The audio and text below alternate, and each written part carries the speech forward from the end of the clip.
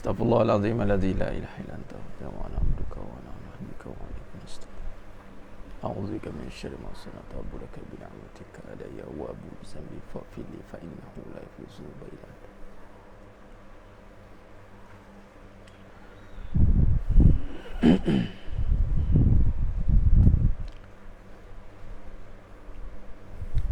Astaghfirullahaladzim alladzi la ilaha illa anta wa ana abduka wa ana a'udzubika min syarri ma sana'tu wa abuduka bi ni'matika alayya wa abu zambi faghfir li. Assalamualaikum warahmatullahi wabarakatuh. Bismillahirrahmanirrahim. Alhamdulillahirabbil alamin wa bihi nasta'in ala umuri dunya waddin. Asyhadu an la ilaha illallah wahdahu la syarikalah wa asyhadu anna Muhammadan abduhu wa rasuluh. Allahumma salli ala Muhammad wa ala ali Muhammad. Rabbi yassir wa la tu'assir, rabbi tammim bil khair. Rabbi shrah li sadri wa yassir li amri wahlul 'uqdatam min lisani yafqahu qawli. Allahumma aftah alaina hikmataka wa anshur alaina min khazaini rahmatika ya arhamar rahimin. Wallahu allazi la ilaha illa huwa alimul ghaibi wa syahadah huwa rahmanur rahim. Wallahu allazi la ilaha illa hu al-malikul quddus as-salamul mu'minul muhaiminul azizul jabbarul mutakabbir. Subhanallahi amma yusyrikun. Wallahul khaliqul bari'ul musawwirul lahul asmaul husna yusabbihu lahu ma fis samawati wal ardi wa huwal azizul hakim. Wala haula wala quwwata illa billahil aliyil azim wala manja minallah illa ilaihi. Amma ba'du. Ayuhal mu'minun ittaqullah usikum wa iyaya bittaqwallah faqad fazal muttaqun. Tidak jemaah yang muliakan Allah SWT, salam fitness kolbu siri ke-54. Alhamdulillah. Ya Puan Fatimah, tertunggu-tunggu live. Biasalah, ada masanya kita ada beberapa urusan yang nak diselesaikan. Alhamdulillah, apa pun Allah izinkan untuk kita terus sentiasa istiqomah juga untuk live setiap hari Sabtu ini dalam siri fitness kolbu dalam tajuk yang lebih terbuka, dan kita membincangkan pelbagai perkara yang berkaitan tentang bagaimana nak kita fit, bagi hati kita ni jadi fit. Bagaimana biasanya fit ini dikaitkan dengan badan, sebenarnya hati juga dikaitkan dengan fit juga. Bagaimana ketahanan, kekuatan, malah hati ini menjadi komponen utama sebenarnya dalam kehidupan kita ni. Kata Nabi SAW, ala inna fi jasadi mudghah fa idza salahat salahat jasada kulluh fa idza fasadat fasadat jasada kulluh ala wahya qalbi. Dalam diri anak Adam tu ada seketul daging. Kalau baik daging tu baiklah semuanya, kalau buruk daging tu buruklah semuanya. Ala wahya qalbi. Itulah hati, qalb. Dalam bahasanya jiwa, ya. Baik, jadi sidang jemaah yang muliakan Allah SWT, betapa pentingnya kita menjaga kesihatan jasmani kita. Hari-hari Kementerian Kesihatan Malaysia dan seluruh dunia kesihatan bempah pulas menangani kesakitan jasmani. Yang mana kesakitan jasmani ini membawa kepada kematian, mati. Kesakitan ni kalau tidak dihandle dengan baik, berhadapan dengan isu-isu penyakit yang sehingga membawa kepada kematian, jadi bahaya. Jadi itu jasmani punya cerita. Adapun penyakit pada rohani, dalaman kita, qalbi, hati, itu penyakit yang membawa pada mati juga. Bawa pada mati juga, tuan-tuan, ya. Mati hati itu tidaklah seperti kita nampak matinya jasmani. Mati jasad kita nampak terbujur kaku, apatah lagi dengan COVID. Kita doakan mana-mana yang Allah telah jemput kembali ke rahmatullah melalui asbab penyakit wabak ini, kita niatkan mereka, kita lafazkan dengan lafaz yang baik kepada semua jenazah, dimasukkan di kalangan orang yang beriman, insya-Allah. Adapun kita tengok jenazah-jenazah itu, kita nampak takut kan, mati terbujur kaku begitu. Sedang jemaah yang muliakan Allah SWT, walhal sebenarnya orang yang mati hatinya lebih teruk daripada jasad ataupun jenazah yang kita tengok tu. Mati kaku, langsung tak boleh buat apa. Cuma kita tak nampak kesan dia. Cuma melalui pengajian, pembelajaran, kita akan nampak bagaimana kesan orang yang hatinya mati. Qalbun mayit, dipanggil qalbun mayit. Hati ni ada 3 pecahan, kata ulama Al-Imam Ghazali Ta'ala pecahkan bertiga. Qalbul salim, hati yang sejahtera. Qalbun marid, hati yang sakit. Qalbun mayit, hati yang mati. Hati yang mati, bagaimana kita nak tengok? Kita lihat orang yang mati. Apabila orang yang mati, kita nampak dengan keadaan terputus segala nikmat. Betul tak? Orang mati, terputus segala nikmat dunia. Apa tak boleh buat apa-apa. Mati. Begitulah hati mati. Hati mati ni tuan-tuan, Allahu Akbar, terputus segala kenikmatan yang ada. Terputus segala nikmat yang ada.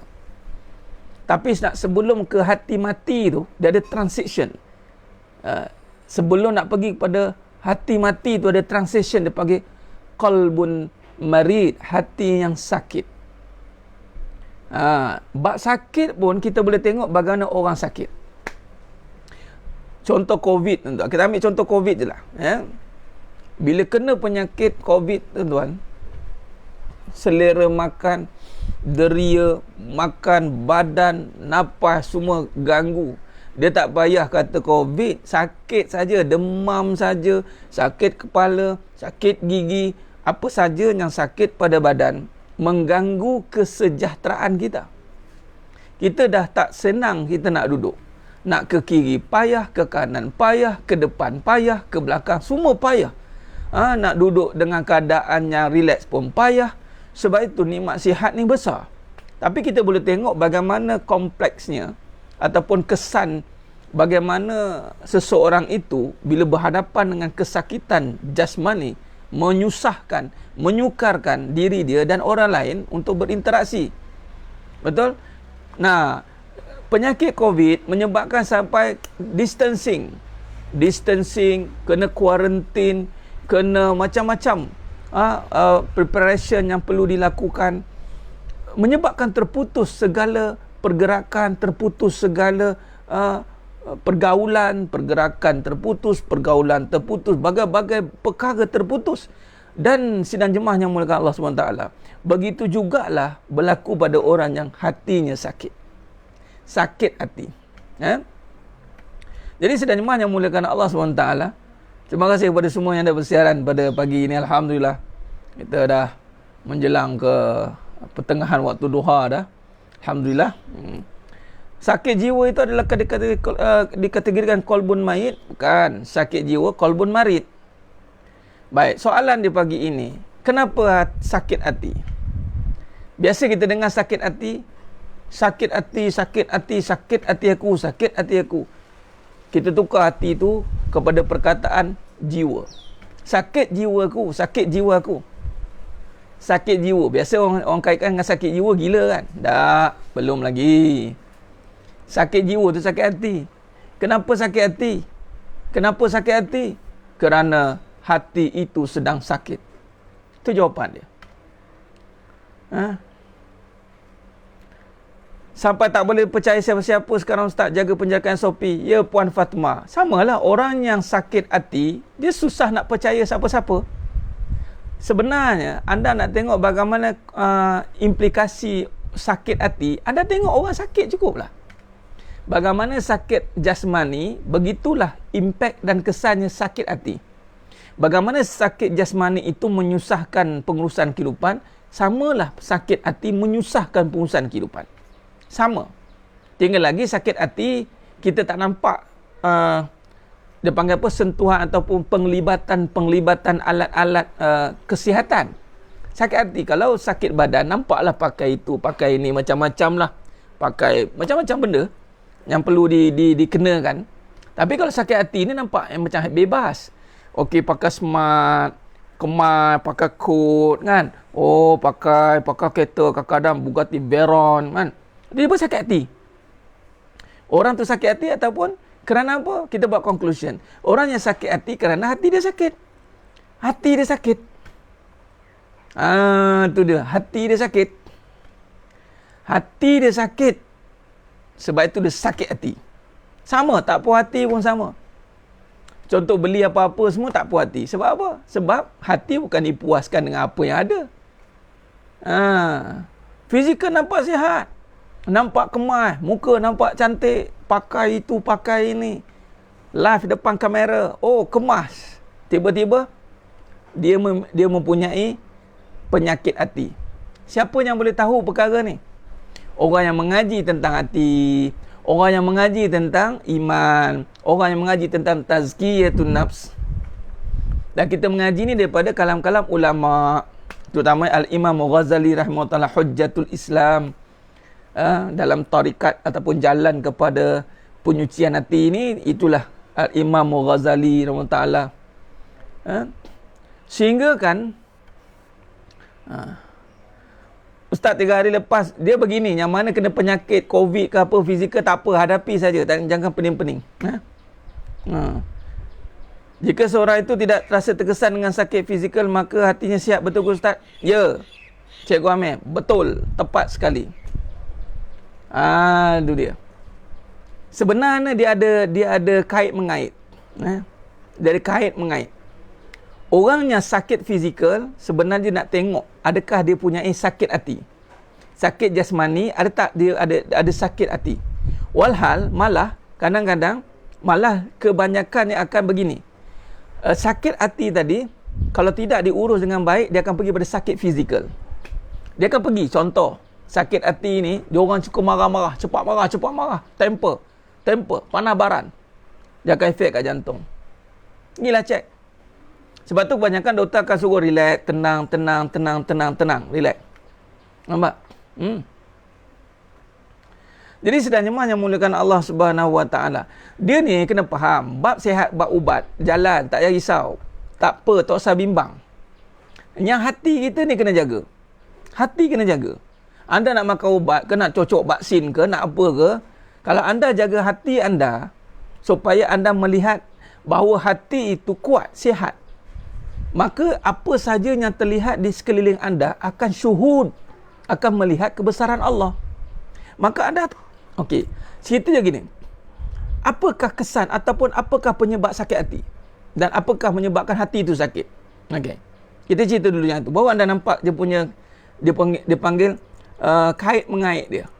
Begini, bila sebut hati sakit, kita akan pergi pada punca ataupun kenapa hati itu boleh sakit. Sakit hati saya kerana hati itu sakit. Baik, apabila sakit hati disebabkan oleh faktor sekeliling, faktor luaran, faktor kesihatan, faktor keadaan, faktor pasangan, faktor semua benda, faktor luar, sehingga hati dia sakit. Hati dia sakit apa? Sakit hati lah. Sakit hati aku tengok perangai suami ni. Sakit hati aku tengok perangai orang. Sakit hati aku tengok perangai. Sakit hati dia. Apa saja keadaan. Baik. Maka di situ kita akan tengok pada main dia, bermaksud hati dia sedang sakit. Hati dia sedang sakit kerana tak boleh menanggung keadaan tadi. Okey, jadi isu dia kenapa hati tu boleh sakit? Hati ni boleh sakit kerana adanya tekanan perasaan, nafsu yang menekan dia. Hati ni ada tekanan dia. Ada dia panggil perkara yang menekan pada hati. Itulah perasaan, nafsu, tuan. Sebab itu nafsu ni tidak boleh dibesarkan. Sebab kalau dia besarkan, dia akan menekan hati. Dia akan mencengkam hati. Dia akan mencengkam hati. Sebab tu hati ni memang Allah jaga. Hati memang Allah jaga. Hati tak ada manusia jaga. Yang kita buat silap sekarang adalah kita tidak menundukkan emosi. Kita tak menundukkan perasaan kita. Kita membiarkan keadaan kontrol perasaan. Kita biarkan keadaan kontrol kita punya emosi. Bila emosi itu di dalam keadaan yang tidak stabil, maka dia akan menekan-nekan hati itu. Ini yang berlaku. Tekanan daripada perasaan yang bercampur aduk, sensitivity. Okey, kalau begitu cerita pula kenapa perasaan ada cepat terkesan ni. Okey, kita boleh tengok, belajar dengan budak-budak. Tengok dengan budak-budak, budak-budak sikit-sikit nangis, sikit-sikit gaduh, sikit-sikit berebut, mengajuk, betul tak? Sikit-sikit tak puas hati. Kenapa? Sebab budak-budak fasa perasaan. Budak-budak pasal perasaan. Mak-mak budak pula tak bolehlah ikutkan perasaan pula. Duk layan anak-anak ni. Dengan kita-kita pun jadi pening. Betul? Okey, soalan, kenapa budak-budak cepat terkesan dengan perasaan? Nangis, pujuk, tiba-tiba okey. Nah, kita marah-marah ni, jangan nangis. Marah kita. Marah. Padahal kita pun macam budak-budak juga. Tak, bukan jangan. Kita kena tegas. Marah, ada orang marah sebab terkesan dengan budak-budak. Kita bukan terkesan dengan budak-budak. Kita kena tegas dengan dia. Kita kena marah atas sebab perangai-perangai dia. Tapi budak-budak ni cepat terkesan, betul? Sebab apa? Akal mereka belum sempurna. Akal belum sempurna. Akal mereka tidak boleh membezakan dengan sempurna. Sebab tu mahal. Sebab tu kalau yang mana umur dah makin meningkat, minta maaf cakap, masih ke budak-budakan, asyik-asyik nak mengajuk, asyik-asyik nak marah-marah perasaan, dia cepat terkesan dengan keadaan sehingga akal dia tidak boleh berfikir dengan waras. Sebab tu orang selalu kaitkan perempuan sentiasa menang. Sikit perempuan. Sebab perempuan itu sifatnya Allah bagi lebih kepada cenderung kepada perasaan. Dan lelaki pun sama. Dia akan cenderung pada perempuan. Allah buat cantik. Perempuan cenderung pada perasaan. Lelaki cenderung pada perempuan. Pantang kena tiang sikit. Pantang kena abeh. Pum, tumbang. Perempuan cenderung pada keadaan. Lelaki cenderung pada perempuan. Jadi, bila perempuan convince dia suruh beli apa-apa, beli barang ke beli apa, tumbang lelaki. Bagi lelaki yang terkesan dengan perempuan lah pula. Tapi kalau lelaki yang mendidik perempuan, tak jadi. Dia akan macam mana kita didik anak-anak? Jangan. Tak cukup. Dah banyak dah beli gula-gula je. Asyik lele. Contoh. Ataupun nak dapat lele ke? Terima kasih Allah dulu. Ada kita ajar sisi kita. Dapat barang, terima kasih Allah, terima kasih abang. Tak ada pun. Siap kata apa? Mana tanggungjawab abang sebagai suami? Nampak? Kita sebagai lelaki kena didik isteri. Jangan. Cukup. Tapi sebab duit isteri, nak buat macam mana? Duit isteri. Bang, saya yang penat-penat kerja ya bang. Saya bagi duit ke abang. Tu duit saya. Tapi saya bagi ke abang. Takkan abang nak halang pula. Lelaki pula serba salah. Duit isteri serba salah lelaki. Sekarang nak halangkan duit isteri. Sekarang dah serba salah. Dah jadi malu-malu Allah lah. Sebab tu tak boleh. Sebab tu di Islam dah cantik dah. Islam kenapa nafkah lelaki yang kena uruskan? Sebab hal-hal macam ni lah. Kenapa anak-anak tak pergi usul-usul cari duit? Sebab kalau budak-budak cari duit, pegang duit, apa dia buat? Beli gula-gula, beli game, beli apa yang dia suka. Tengok sekarang isu PDPR kan. Mak ayah bagi handphone. Lala sekali beli game. Ibu-ibu. Tu lah. Sama lah orang perempuan. Walaupun dia kata ini keperluan bang. Dah banyaknya kemahuan daripada keperluan. Banyak kemahuan pada keperluan. Tapi laki pun tak tahu nak bezakan. Laki cenderung pada perempuan. Lepas tu dia malah nak fikir-fikir. Lantaklah perempuan ni. Malah lah. Biar lantaklah nak ambil duit. Kamu pandai-pandai lah. Ada PC macam tu kak. Bagi duit kat situ pandai-pandai. Tu dia. Jadi sedang semuanya mulakan Allah SWT. Salah. Benda tu salah. Waras. Akal ni tak boleh pertimbangan. Budak-budak payah kita nak uruskan sebab dia tak ada pertimbangan yang waras. Sebab tu kita kena cakap berkali-kali. Jadi mak-mak, ayah-ayah, jangan marah kalau cakap banyak kali. Sebab budak-budak memang kena cakap banyak kali. Sebab tu Allah ulang banyak kali dalam Al-Quran. Fabi ayyi ala'i rabbikuma tukaziban. Sebab manusia ni memang kebanyakannya macam budak-budak. Ikut nafsu. Nikmat mana lagi yang tak cukup? Sebab kita ni mengeluh tak cukup nikmat dah. Mengeluh tak cukup nikmat. Ada suami macam tak ada suami, ada isteri macam tak ada isteri, ada anak macam tak ada anak. Mengeluh macam tak ada. Tak tahu nak hargai benda yang ada. Tak tahu. Kita tahu argue. Menyalahkan yang ada. Habis disalahkan. Tu tak kena, ni tak kena, tu tak kena. Semua benda nak kena. Nafsu budak-budak. Tengok apa benda tak kena. Kan? Budak-budak dah bagi makan tak kena. Nak apa lagi ni? Mak-mak tension. Budak-budak memanglah itu tak kena, ni tak kena. Lain sekali nak kena ni. Dah kena sedas. Pam, libas sekali. Nampak? Jadi maknanya apa? Kena ulang banyak kali. Budak-budak akal dia ni tak lekat. Tak lekat lagi. Kemas kemas bilik lepas bangun tidur, sapu sampah, tolong baju, kemas. Memang itu jadi wirid kita hari. Mak-mak tak boleh cakap dengan perasaan. Dia kena tahu. Letih lah bang cakap banyak kali. Memang kena cakap banyak kali. Oh, ya ke? Sebab kita ada akal. Akal kita dah sempurna. Sebab apa tengok handphone mengamuk? Sebab nafsu sama je. Budak sekarang tengok handphone mengamuk, sama macam budak-budak yang tak ada handphone. Kita ambil makan barang-barang yang dia suka, dia mengamuk. Sama mak-mak budak, ambil benda yang dia suka, mengamuk. Ambil suami dia, mengamuk aja lagi. Sama je. Sama. Saya cakap tu terang. Tapi caranya adalah, ni akal ni. Akal yang mendapat ilmu yang benar. Masukkan ilmu yang benar. Hati yang dibangunkan dengan iman. Bangun dengan iman. Bila makin akal, maka kita akan cari iman. Iman tu, kenal. Memang kena guna akal. Sebab tu hukum kepada semua hukum agama, semua kena berakal. Dan nak mengenal Allah pun, memang ada hukum akal. Dia panggil wajib, mustahil, harus. Wajib bagi akal, harus bagi akal, mustahil bagi akal. Ada 3 pecahan kalau bab mengaji tauhid. Wajib bagi akal untuk menerima bahawa Allah itu ada. Mustahil mengatakan Allah tak ada. Harus bagi akal untuk mengatakan Allah mengadakan dunia ini. Harus dia. Jadi wajib ada Allah, harus ada dunia, mustahil tak ada Allah. Tu cara akal fikir. Jadi kalau kita terjemah kepada kehidupan, wajib ada rezeki, mustahil tak ada rezeki, harus ada duit. Faham? Tu buat mengaji, semua mengaji. Tu dia. Ini tak nak guna akal. Pandai dengan anak-anak, pandai cakap, tak boleh fikir ke? Tak boleh fikir ke?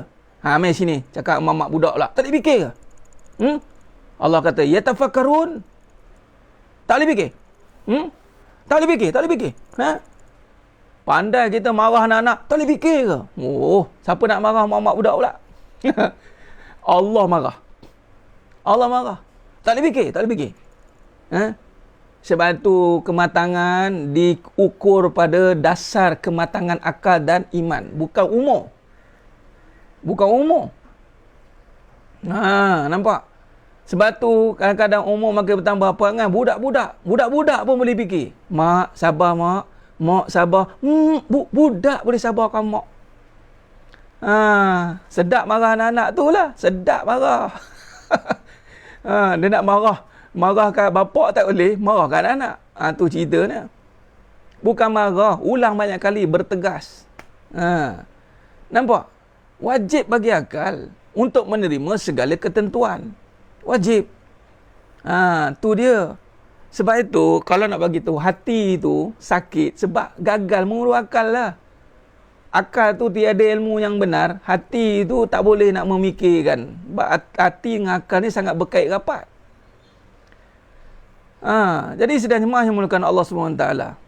Itu sebab lalai sekali Allah kata, ulaikal an'am balhum adal.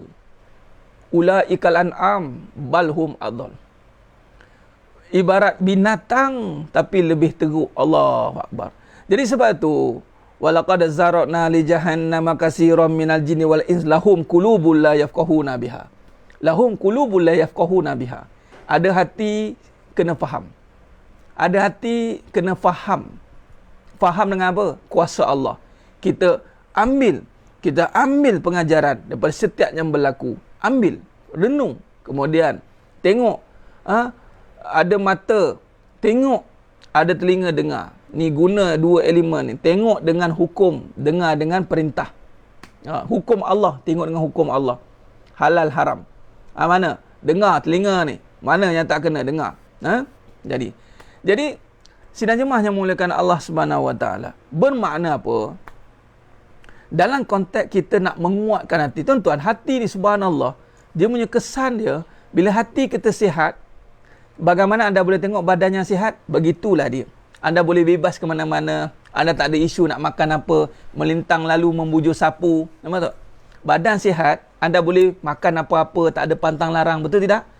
Orang yang sakit hati, hati dia sakit, banyak pantang larang. Itu tak boleh, ni tak boleh.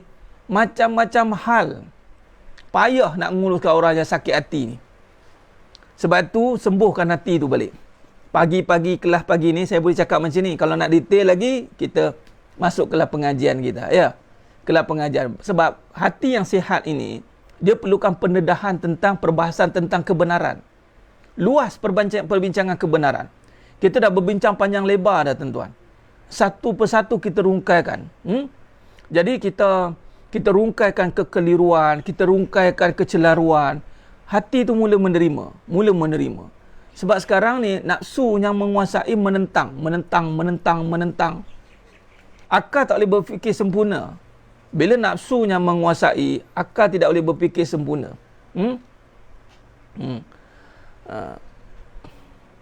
Tengok dengan hukum. Itu cara dia, tengok dengan hukum hakam.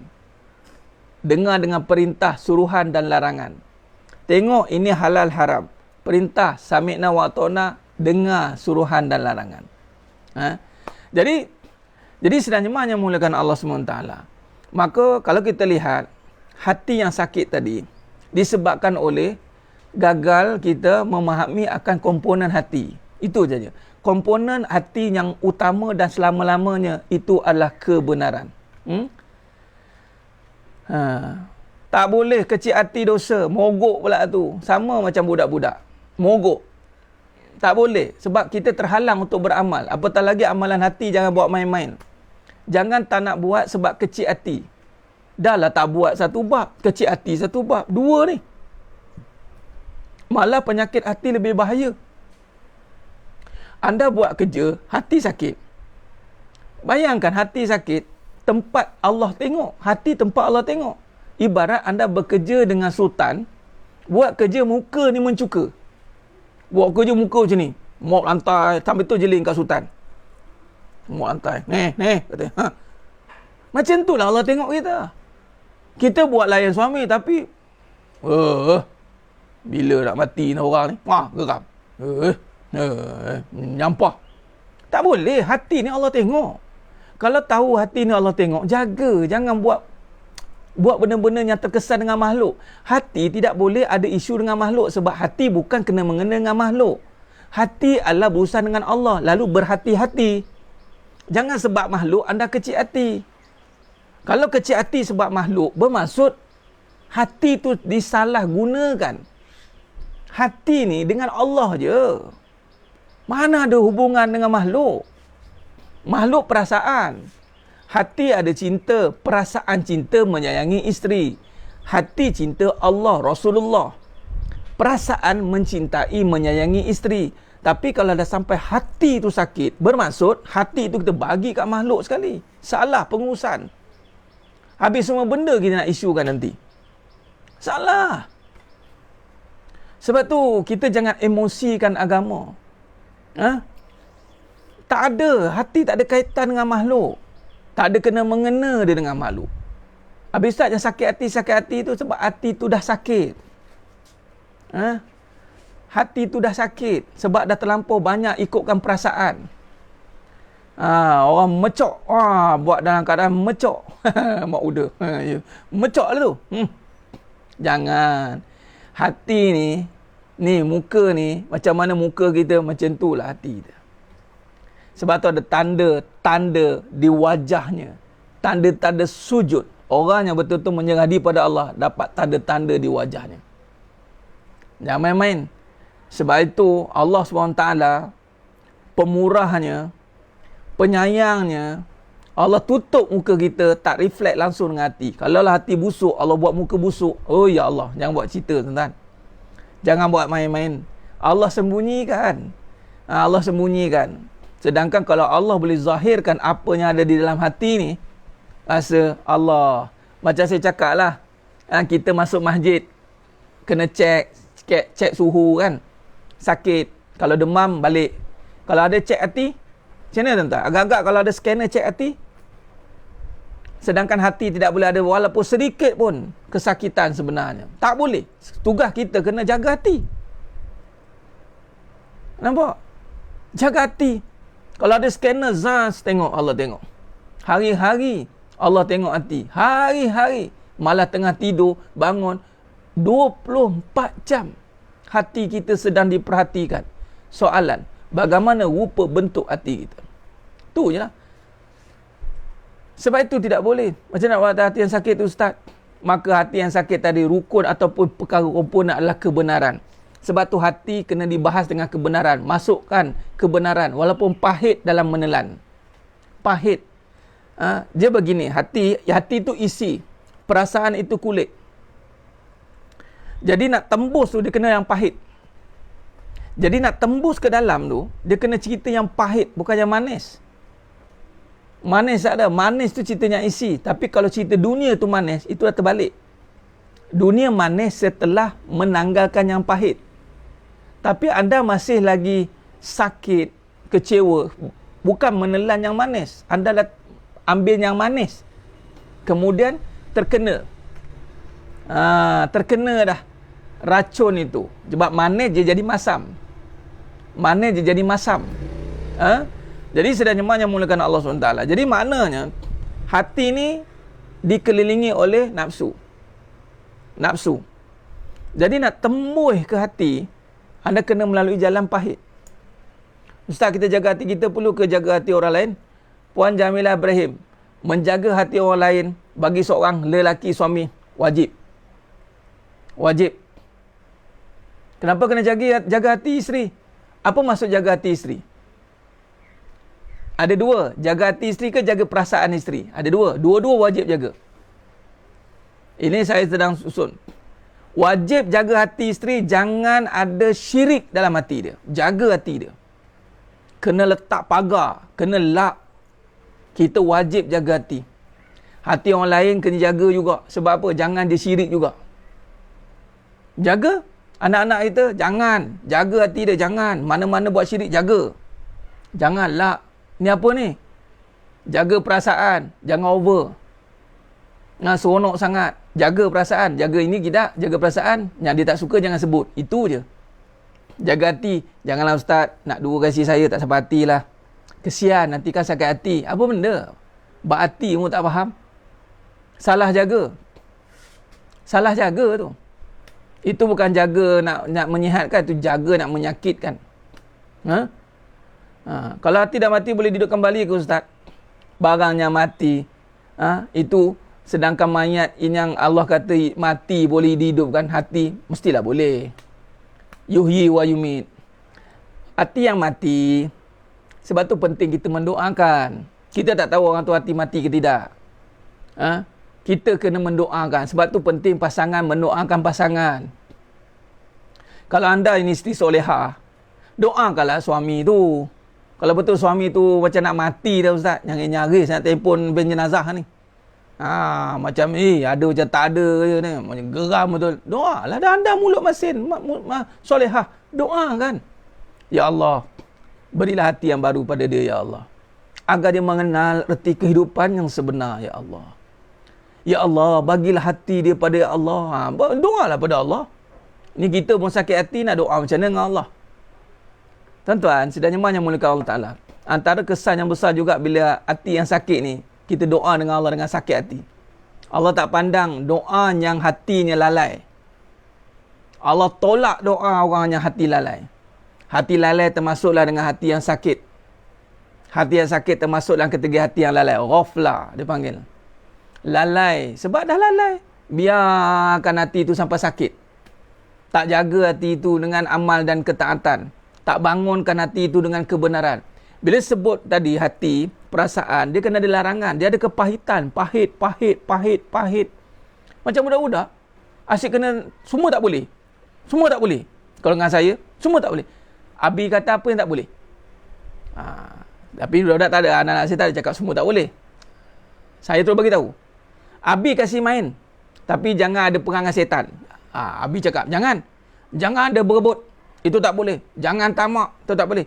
Jangan nak bolok seorang. Jangan nak mengadu domba. Mengadu-ngadu. Jangan. Main. Memang masa kamu untuk main. Tapi bila Abi panggil solat.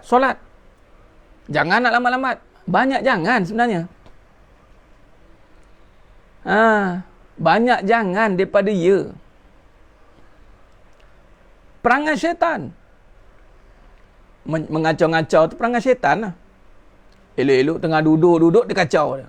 Orang suruh main dia pergi ngacau. Tu ngacau tu. Siapa duk suka ngacau orang tu tengah elok-elok pergi ngacau je. Betul ke? Tu mengacau tu. Jadi sedang jemaah yang mulakan Allah Subhanahu Wa Taala. Macam mana lupakan rasa sakit suami kahwin lain, hilang kepercayaan sentiasa sakit hati dan tak percaya padanya, setiap katanya dirasa dusta, darina wina, itulah kesan suami tak didik hati puan. Itulah kesan dia. Dan puan pun gagal mendidik hati. Buat terkesan. Saya dah cakap tadi kan. Minta maaf kalau baru pertama kali ikut. Nanti ikut lagi. Macam ni doktor kalau jumpa, doktor macam mana ni saya dah kena sakit, doktor cakap apa? Doktor suruh lupakan penyakit ke ataupun doktor suruh betulkan badan tu balik? Kalau jumpa doktor lah, doktor cakap apa? Ni doktor suruh lupakan denggi ke ataupun doktor suruh denggi dah memang macam ni, kamu ni kenapa? Patutlah kamu ni tak jaga, tu tak jaga, ni tak jaga. Dari awal-awal kahwin, sebab tu saya bagi tahu, Islam dah cakap, kenal Allah. Yang pergi kenal suami tu kenapa? Suruh mengaji kenal Allah. Tak maaf cakap, kita dah akhir zaman ni, saya terpaksa cakap terang je. Lepas tu suami kahwin lain mula kecewa. Hati ni hubungan dengan Allah, betulkan balik dah. Cara nak lupakan, bukan kata lupakan macam begitu. Hati tu kena kembalikan mengenal. Tak kena mengenal lah tu. Kalau mengenal, dia tak ada kesan macam tu. Tak berlakulah benda-benda macam tu. Suami pun tak kenal, isteri pun tak kenal. Dua-dua tak kenal. Akhirnya bila tak kenal, buat benda-benda yang bersalahan dengan agama. Ustaz, saya selalu bersabar. Itu bukan bersabar, itu sabariah. Itu menahan. Malah kadang-kadang tak bertuhan. Sebab kalau menahan dengan bertuhan, dia akan jadi wabasyiris sabirin. Tuan-tuan, senang cerita beginilah. Saya simpulkanlah. Pagi-pagi begini Saya simpul ginilah. Kita salah faham tentang hati sebenarnya. Sebab tu saya selalu gunakan, saya sabar Ustaz. Saya puas sabar. Kita dah salah faham tentang hati. Saya dah terkena tertipu Ustaz dengan suami saya. Sebab bila sebut tentang hati, perbahasannya setia. Perbahasan tentang hati, loving, couple. Perbahasan tentang hati, suami sekarang kata, I love you, you love I. Sebut tentang hati dia, semua cerita bab perasaan. Semua cerita bab benda. Mana cerita bab hati sebenarnya mana? Tahu tak cerita bab hati tu apa? Nampak? Ampun Ustaz, sakit lah. Tu dia. Sekarang ni cerita bab hati lah cerita tentang kebenaran, cerita tentang Tuhan, cerita tentang Allah, kaitkan dengan kehidupan. Nampak?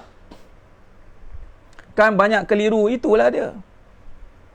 Sebenarnya larangan tu yang utama. Kadang-kadang tak jelas. Kita tak larang anak-anak kita tak tahu benda tu salah. Larang. Benda yang salah kena larang.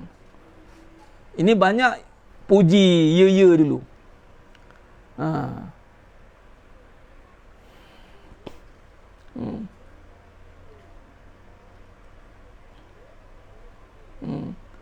Jadi sebenarnya yang mulakan Allah SWT. Kalau tak mengenal Allah macam itulah, ya. Si ada kata sabar aku ada haknya. Itulah dia. Salah semua tu. Jadi maknanya, selama hari ni, saya seru pada semua yang menonton pagi ni, yang dah mengikut, Alhamdulillah, anda dipilih, yang baru-baru ni, anda dipilih Allah untuk dengar penjelasan hati yang sebenar. Tu saya cakap. Mana-mana kalau cerita bab hati, suruh nak hilangkan sakit hati, tapi masih cerita tentang makhluk, masih nak perbetulkan dengan makhluk, mana itu bukan cerita bab hati. Sebab tu hati makin sakit. Saya bukan nak menangkan kesalahan itu. Salah tetap salah puan ya. Suami itu salah tetap salah.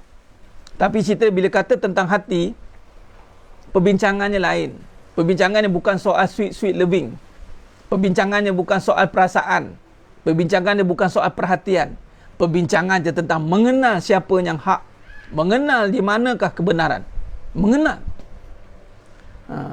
Ustaz, bila sekali kecewa suka untuk terima yang akan datang. Salah. Kalau begitu Nabi dan para sahabat tak boleh membangun ke depan lah. Sebab senantiasa berhadapan dengan orang yang dulunya bukan Islam, masuk Islam. Kecewa. Sebenarnya bila kita kecewa, sebab kita dah banyak bergantung, berharap pada dunia. Sebab tu kita tak boleh ke depan. Tapi terimalah kekecewaan tu, telan je lah. Itu bahagian kita lah. Saya anggap benda tu sebagai bayaran untuk kita lah. Setiap benda ada cause and effect dia. Ada kesan dia. Sebab tu larangan tu diletak di depan. Sebab sekali anda langgar, anda kena tanggung akibat dia. Alhamdulillah lah akibat tanggung kat dunia lagi ni. Kalau kena dekat neraka, dekat akhirat baru nak cakap benda macam ni. Nampak? Allahu Akbar. Kalau dah ke akhirat baru nak cakap macam ni, sekali dah tak boleh. Oh, saya dah tak boleh terima. Ke akhirat tak cakap dah. Jadi sedang jemaah yang mulakan Allah. Para habib nak sentiasa menang je kan? Tak ada siapa yang menang. Siapa yang bawa kebatilan semua kalah. Sama je. Tak ada siapa yang boleh menang pun dalam hal ini. Yang menang hanya Allah. Allah yang akan menang dan memenangkan. Ini ada. Inna fatahna laka fatham mubina. Kalau anda duk perasan menang, itu salah. Itu statement tak boleh pakai. Minta maaf. Kalau dalam perbincangan kebenaran, tak ada nak menangkan. Laki asyik menang. Tak ada. Itu perbincangan emosi boleh. Perempuan asyik menang je. Itu pergi perbincangan emosi. Ini perbincangan, kita nak bongkar, pecahkan segala kemelut kulit-kulit yang melupakan isi ni. Itu kata, kacang lupakan kulit. Lupa. Dari mana sebenarnya kita problem? Kat kulit tu sebenarnya. Jadi bab hati ni dia bukan perbahasan tentang menjaga-jaga manusia. Bab hati tentang larangan. Hati tak boleh dikongsi. Hati tidak boleh bercampur aduk. Hati tidak boleh buat benda-benda yang Allah tak suka. Anak-anak darjah 3, darjah 6 dah berapa kali join ustaz ni. Dia orang faham bila ustaz kata main-main tapi jangan buat perangai iblis. Bab solat kena cepat. Kalau tak dia orang ingat umi dia kata. Nampak? Tengku Nur Emilia, nampak? Darjah 3, darjah 6, insya-Allah. Main boleh, tapi jangan buat perangai setan. Diorang, kita kena kenalkan anak kita dengan setan. Ini kadang-kadang kita terlepas pandang. Tapi sebab mak pun mewarisi perangai pun, mewarisi perangai setan. Macam mana? Asyik nak ngacau, asyik nak ngajuk, asyik tak puas hati, asyik itu. Jangan main. Allahu Akbar. Ini umum kat Zimbabwe saya cakap ni, bukan kat sini. Baik, jadi sebenarnya jemaah mulakan Allah Ta'ala, begitulah sikit sebanyak satu benda yang kita kena faham. Dalam proses kita nak berubah, memang kita akan ada rasa benda tu kan. Sebenarnya itu perasaan kita yang sakit. Saya nak betulkan, itu perasaan yang sakit, nafsu yang sakit. Nafsu tak dapat apa yang dia nak, dia sakit. Nafsu tak dapat apa yang dia nak, dia sakit. Jadi nafsu tak dapat apa yang nak, dia sakit. Dia dengar apa yang bertentangan dengan nafsu pun sakit. Jadi bila macam contoh suami kahwin lagi, itu nafsu. Nafsu tu sakit. Sebab sebelum ni nafsu yang menguasai suami, bukan iman. Sama dengan suami. Nafsu dia sakit. Sebab tu dah tak bernafsu dengan isteri. Sakit. Dia nafsu dengan nak kahwin lagi. Isteri yang sedia ada, tak tentu arah, haru biru. Tu dia. Dia sibuk nak terginja-ginja nak pergi cari yang lain. Yang isteri pula sibuk geram dengan suami yang ada. Tu dah perangai. Lepas tu habis semua. Dia bakar satu rumah sekali. Iblis tepuk tangan. Malam ni saya nak sentuh bab hadis tentang iblis. Semalam saya tak sempat nak sentuh. Ada yang rimas, ustaz, iblis tentang iblis singgah sana. Malam ni saya sentuh dalam bual bicara santai. Ni. Jadi nafsu yang sakit. Bila nafsu sakit, itu yang sakit. Jadi terima kesakitan tu. Terima kesakitan tu. Memang dia kena sakitkan. Nafsu ni memang kena disakiti. Sebab tu bila puasa tak makan sakit, dia jadi lemah. Nafsu ni perlu dilemahkan. Bukan lemah nafsu. Jangan salah faham. Nanti bila lemahkan, bila hati dah mula ambil alih balik nafsu itu, maka nafsunya akan jadi kuat kepada kebaikan. Dia panggil nafsu mutmainnah.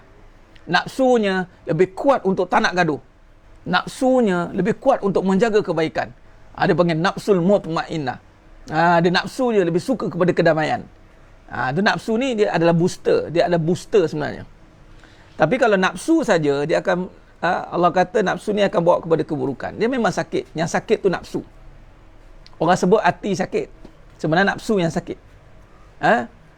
Nafsu yang sakit. InsyaAllah mudah-mudahan Allah rahmati kita.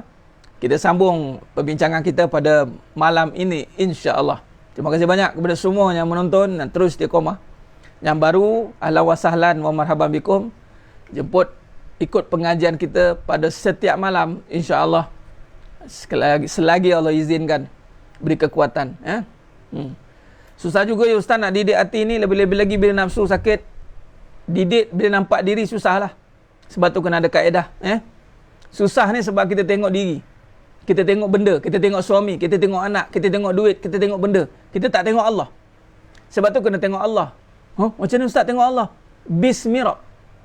Maksud tu dengan Allah. Sebab tu hati ni dengan Allah. Nabi doa. Ya muqallibal qulub, sabbi qalbi. Nabi tahu. Sebab tu kita kena ikut Nabi balik. Yang menjaga hati, yang mengurus hati, yang membantu hati, itu Allah. Allahumma inni ala zikrika wa syukrika wa husni ibadatik. Nabi doa minta tolong. Ya Allah, tolong aku, tolong. Kita tak. Tolong faham saya bang, tolong faham. Kita minta tolong kat lelaki, Abang Leman yang tak berapa nak leman. Lepas tu sakit hati. Kita minta tolong kat anak suruh faham. Kita minta tolong kat orang suruh faham hati kita. Fahamlah hati saya ni. Habis. Habis hancur. Iblis suka. Iblis tepuk tangan. Padan muka Iblis kata. Rasakan katanya. Dia hantar Dajjal satu kali, dia hantar tentera-tenteranya, dia hentam satu kali, bersepai hati semua. Dia tunggu masa tuan-tuan. Minta maaf lah. Yang mana suka-suka, tak suka dengar tu tak nak buat macam mana. Sebab ada kebanyakan memang suka nak dengar bab perasaan. Dan lemah-lemah, lembut-lembut. Lepas tu ambil ayat Quran, bagi sikit-sikit cerita-cerita balik. Macam ada semangat konon-konon. Sedangkan tak selesai masalah. Sebab tu isu rumah tangga tak selesai. Patutnya selesai, tapi tak selesai. Sebab apa? Tadi masih nampak diri. Nak menghancurkan keakuan tu tidak setegas. Tidak.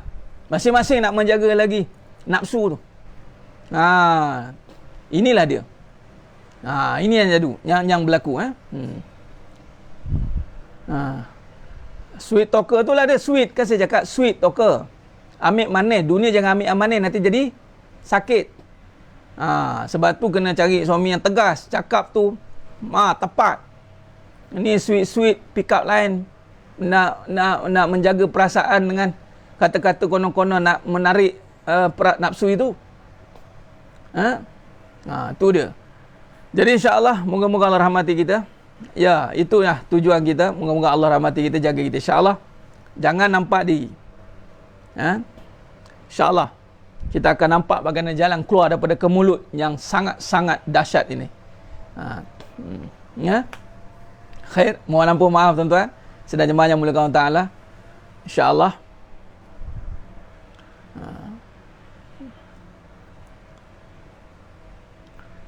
Baik, insyaAllah kita sambung perbincangan kita pada malam ini insyaAllah. Khair. Aku qouli hadza wa astaghfirullah azim li wa lakum. Wabila taufiq wal hidayah.